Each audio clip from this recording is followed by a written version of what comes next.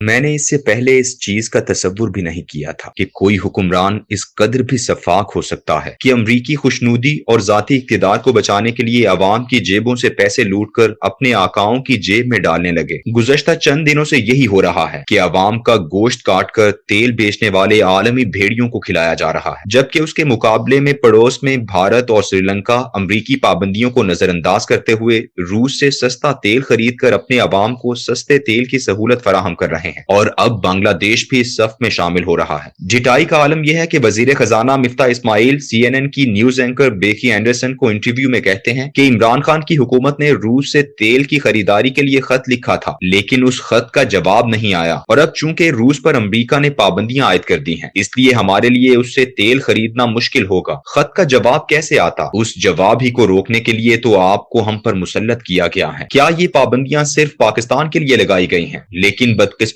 قوم پاکستانی ہی ہے جس کے نوزائیدہ حکمران پابندیوں کو مانتے ہوئے عوام کا خون چوس رہے ہیں۔ بھارت ان ممالک میں سے ایک ہے جو امریکہ کے بنائے گئے اس 4 ملکی اتحاد کوارڈ کا اہم رکن ہے، جو موجودہ عالمی کشمکش میں چین اور روس کے خلاف سب سے بڑا عسکری اتحاد ہے۔ بھارت امریکہ، آسٹریلیا اور جاپان پر مشتمل اس جنگی گروہ کا بنیادی مقصد چین کی معاشی پیش قدمی کو روکنا ہے۔ چونکہ چین کا دنیا بھر میں اہم عسکری اتحادی روس ہے، اسی لیے پینٹاگون نے نومبر 2019 میں جو انڈو پیسفک حکمت عملی دی، اس کے مطابق روس کو ایک ایسا کینسر بتایا جس کی معاشی اور عسکری قوت کا خاتمہ بہت ضروری قرار دیا۔ چین کے خلاف تو ابھی تک کوئی بڑا عسکری محاذ نہیں کھولا گیا، لیکن روس کی معاشی ناکہ بندی اور اس کو عسکری محاذ پر دباؤ میں لانے کے لیے اس کے اہم دوست پڑوسی ملک یوکرین میں 2014 میں اپوزیشن رہنماؤں کو خرید کر روس نواز وزیر اعظم کی حکومت کے خلاف عدم اعتماد لایا گیا، جسے اورنج انقلاب کہا جاتا ہے۔ اس کا مقصد یہ تھا کہ روس یوکرین کی ان 13 بندرگاہوں کو استعمال نہ کر سکے جو باسفورس میں موجود ہیں۔ یوکرین کا سمندر سے منسلک ایک اہم ترین حصہ کرائمیا ہے۔ روس نے 20 فروری 2014 کو کرائمیا پر حملہ کیا۔ 1 ماہ 6 دن جنگ چلتی رہی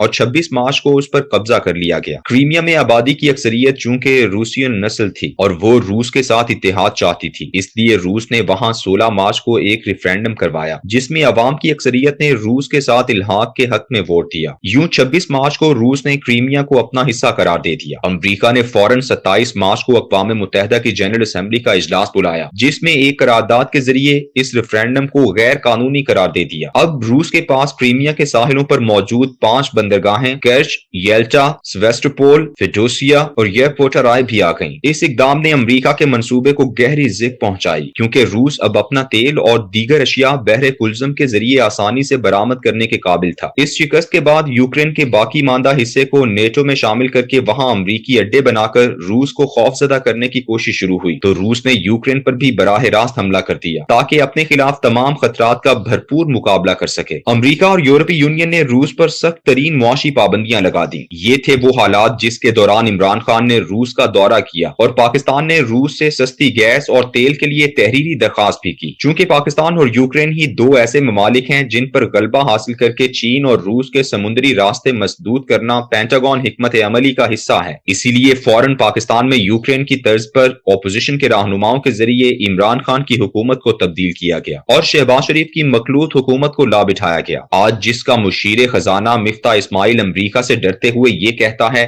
کہ ہم پابندیوں کی وجہ سے روس کا تیل نہیں خرید سکتے۔ روس اور چین کے خلاف امریکی جنگی محاذ کا اہم ترین رکن بھارت ہے، لیکن بھارت کی قیادت کو چونکہ اپنے عوام کی خوشحالی عزیز ہے اور ان کی تکلیفوں کا احساس ہے، اس لیے اس نے امریکہ کے ساتھ تمام معاہدوں کو بالائے طاق رکھتے اور تمام عالمی پابندیوں کو نظر انداز کرتے ہوئے روس سے سستا تیل خریدنے کا آغاز کر دیا۔ بھارت عالمی منڈیوں سے تیل خریدنے والا دنیا کا تیسرا بڑا ملک ہے۔ بھارت نے گزشتہ سال اپریل 2021 سے مارچ 2022 تک 62.2 ارب ڈالر کا تیل خریدا تھا۔ اس میں سے صرف مارچ کے مہینے میں 13.7 ارب ڈالر خرچ کرنا پڑے کیونکہ عالمی منڈی میں تیل کی قیمتیں بہت بڑھ گئی تھیں۔ گزشتہ سال مارچ 2021 میں بھارت نے اسی مقدار میں تیل صرف 8.4 ارب ڈالر میں خریدا تھا۔ بھارت بھی اگر اگر پاکستان کی موجودہ حکومت کی طرح امریکہ سے خوفزدہ ہو کر روس سے تیل نہ خریدتا تو اس کی معیشت مکمل طور پر تباہ و برباد ہو کر رہ جاتی۔ بھارت نے اپنے عوام کا خیال رکھا اور روس سے تیل خریدنے کا فیصلہ کیا۔ اس وقت بھارت روس کے تیل کا دنیا بھر میں سب سے بڑا خریدار ہے۔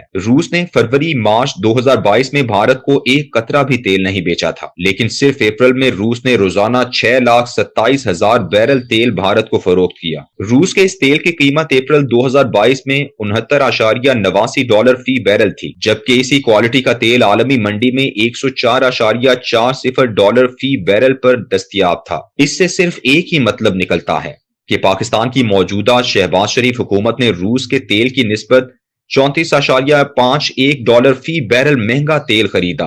یہ تیل پاکستان کو بھارت سے بھی سستا پڑتا، کیونکہ بھارت کا بالٹک کے بندرگاہوں سے فاصلہ پاکستان سے کہیں زیادہ ہے۔ بھارت نے مئی میں 24 ملین بیرل روس سے تیل خریدا ہے اور جون میں یہ تعداد بڑھ کر 28 ملین بیرل ہو جائے گی۔ یہی نہیں بلکہ بنگلہ دیش جیسا کمزور ملک جس کی دفاعی صلاحیت بھی پاکستان سے بہت کم اور اس کی مارکیٹ بھی بہت چھوٹی ہے، اس کے وزیر خارجہ AK ابو المومن نے بھارت کے وزیر خارجہ جے شنکر سے ملاقات کی ہے اور اس کے بعد پریس کو بتایا کہ ہم نے بھارت سے کہا ہے کہ ہمیں روس سے تیل خریدنے کے لیے معاہدے میں مدد دے۔ سری لنکا جیسا ملک جہاں ابھی اتنے بڑے ہنگاموں کے بعد حکومت تبدیل ہوئی ہے، اس نے بھی گزشتہ ہفتے روس سے $73 ملین کا تیل خریدا ہے۔ یہ تمام ممالک امریکہ سے بے خوف ہو کر اور پابندیوں کی پرواہ کیے بغیر اپنے عوام کی فلاح کے لیے روس سے سستا تیل خرید رہے ہیں، لیکن پاکستان کی نوزائیدہ حکومت جسے یقیناً ایک ایجنڈے کے تحت لایا گیا ہے، وہ امریکی ہدایات پر مہنگا تیل خریدتی ہے اور پھر 30 روپے فی لیٹر اضافہ کر کے ڈھٹائی سے عوام سے جھوٹ بولتی ہے کہ ہمارے پاس کوئی اور راستہ نہیں ہے۔ کیا اب بھی سمجھ نہیں آتا کہ اس حکومت کو لانے کے پیچھے ایجنڈا صرف ایک ہی تھا کہ پاکستان کو دیوالیہ کیا جائے تاکہ اس کے اثاثوں پر مرضی کا مکمل کنٹرول حاصل ہو سکے۔